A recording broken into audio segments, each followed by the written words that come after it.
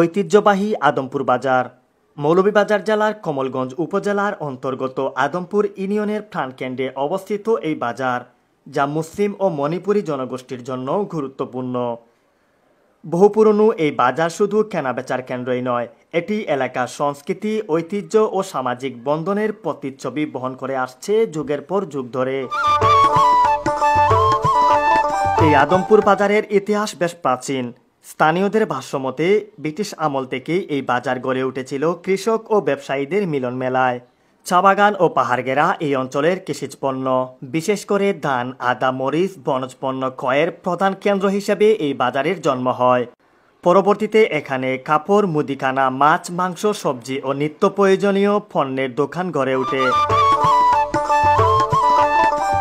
প্রতিদিনই এই বাজারে ক্রেতা বিক্রেতার ভিড় থাকে, তবে শুক্রবারের হাট বিশেষভাবে উল্লেখযোগ্য।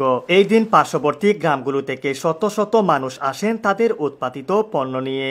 কেউ আসে পাহাড়ি এলাকার তাজা সবজি ও ফল নিয়ে, কেউ বা আবার নিজেদের পালন করা হাঁস, মুরগি, গরু, মহিষ, ছাগল বিক্রি করতে।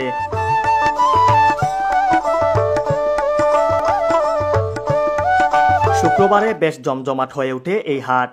দুপুর থেকে শুরু হয়ে মধ্যরাত পর্যন্ত চলে বেচাকেনা। এই হাটটি দেশি মাছের জন্য বেশ জনপ্রিয়। স্থানীয় হাওর বিল নদী থেকে আসে তাজা দেশি মাছ, যেমন শিং, কই, মাগুর, বোয়াল, ট্যাংরা, শোল, রানী, বাঘ, বাইম ইত্যাদি পাওয়া যায় এই বাজারে। তাই তো অনেক দূর দূরান্ত থেকে ক্রেতারা শুধু এই হাটে আসেন মাছ কিনতে।